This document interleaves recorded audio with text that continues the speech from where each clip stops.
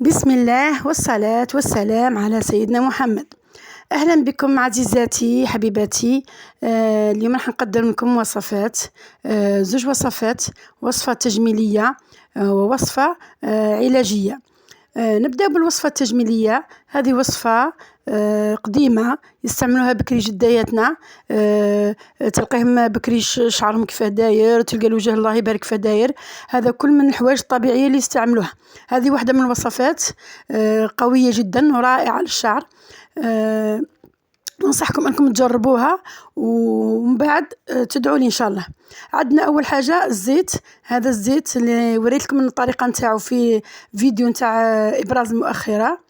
هذا الزيت هذا اللي نخدموا به روعة. هذا الزيت فيه كلش. نديروا منه 4 ملاعق كبار.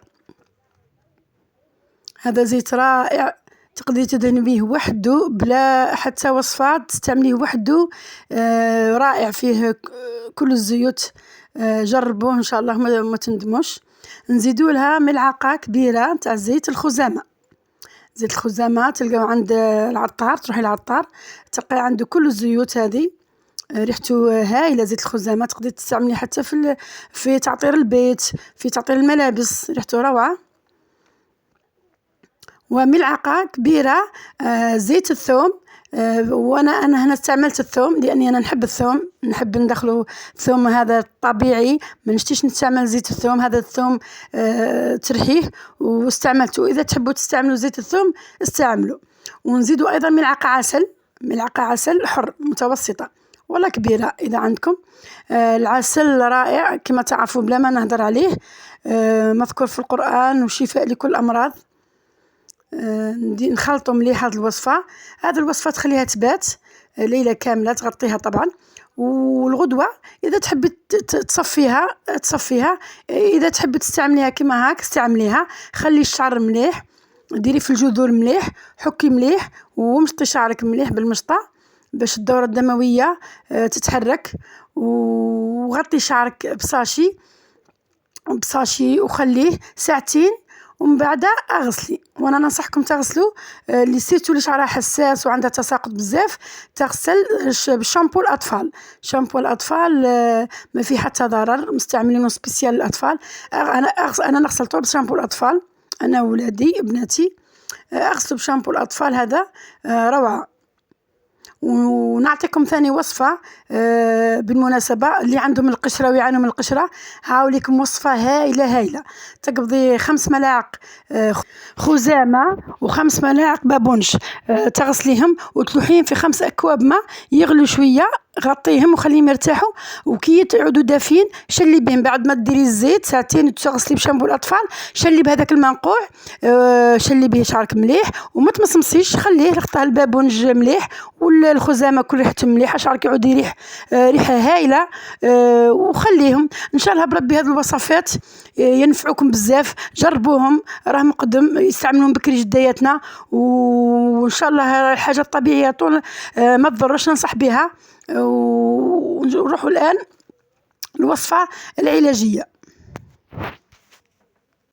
عندنا هذه الوصفة وصفة كما دائما نقول لكم، وصفة تقدم تاع جدايتنا القدم كانوا يستعملوهم. أنا ملي نشفى صغيرة ويما تستعملنا هذه الوصفة.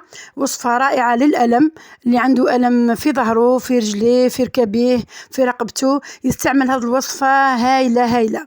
هذه الوصفة فيها القطران، راكم تشوفوا القطران، وفيها زيت زيتون ماذا بكم نوعية مليحة.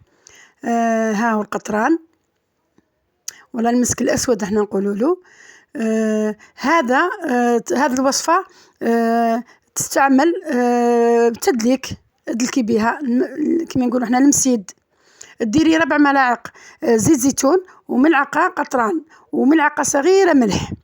تخلطيهم في إناء كما هاك، خلطيهم مليح ودهني بهم. ادهني المكان اللي يوجع فيك، خاصي لباس يكون خاص بهذا لان القطران ريحته قاويه والزيت زيتون باش ما يخمجلكمش القش تاعكم. ديروا لباس سبيسيال كي تجي ترقدي البسيه. ادهني مليح، دفي يديك ماذا بك اذا كنتي في البرد حدا حاجه سخونه فرن ولا حاجه باش الجسم البشره تمتص المواد. ادهني، وننصحكم مع الدهن الرقية. اقراو القرآن، انت راكي تدهني وانت راكي تحصني في روحك وتقراي في القرآن. هذا هو السر. القرآن مع القرآن مع الدلك. القرآن ثم القرآن هو الشفاء لكل الأمراض. هذا واش نقول لكم. ديري تدليك واقراي الفاتحة، المعوذتين، قل هو الله، آية الكرسي، ديري أدعية التحصين. هذا روعة روعة. وأيضا ننصح الأطفال اللي يحلموا في الليل ويعودوا يعيطوا، أنا ولاتي ندير لهم غير هذا الدواء. ديري لهم شوية تحت رجليهم قبل ما يرقدوا، مسحة تحت رجليهم وراودنيهم، مسحة وقرا عليهم شي قرآن ان شاء الله، وفي الليل يباتوا مرتاحين وهانين وما ينوضوش طول الكوابيس، وحتى الكبار مش غير الصغار. ننصحكم بهذه الوصفة، وصفة قديمة جدا هذه، وحنا ملي كنت صغيرة وانا نشفى امي تعالجنا بها للكوابيس، للأحلام، للألم، لكل شيء. وصفة رائعة، كنز. ننصحكم بها ان شاء الله، جربوها ان شاء الله، والله ما تندموا، جربوها باذن الله. مع القرآن ان شاء الله بربي، حتى الحسد واللي عنده العين اللي عنده تابع ان شاء الله يبرى من هذه الوصفة ان شاء الله. الآن راح نقول لكم ثاني وصفة واحدة أخرى، وصفة ثاني مليحة. إن شاء الله نعطيكم كل وصفات ما نبخلكمش. هذه وصفة ثاني قديمة، تفضلوا معايا دوك نقول لكم الوصفة. عندكم ملعقة كبيرة زيت زيتون، ملعقة صغيرة زيت الخزامة، وملعقة صغيرة زيت اللوز المر. هذو تدفيهم، تخلطيهم وتدفيهم وتدهني بهم أيضا البلاصة اللي توجع فيك، الظهر، ركابي، الرقبة، أي حاجة. والإفطار يكون زيت زيتون دفيه، ديري فيه شوية زعتر وتخليهم شويه، ومن بعد تفطري بهم على الريق هما الاولين، وما تاكليش وراهم واحد الساعه ولا ساعتين. اللي تقدري ملعقه 2 قد ما تقدري. اشربي من هذاك الزيت والزعتر هذو مع هذا الدواء تاع الدلك. بربي ان شاء الله ثاني تستنفعوا ان شاء الله بهذه الوصفات.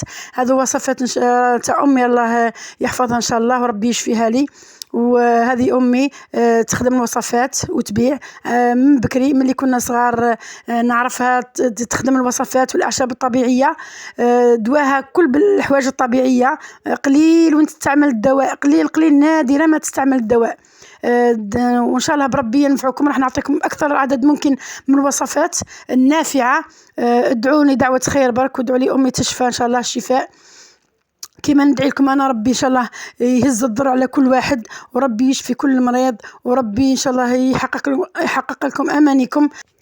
ادعموا لي قناتي واشتركوا في هذه القناة، وبربي ان شاء الله تلقوا غير المنفعة ان شاء الله. والسلام عليكم ورحمة الله تعالى وبركاته.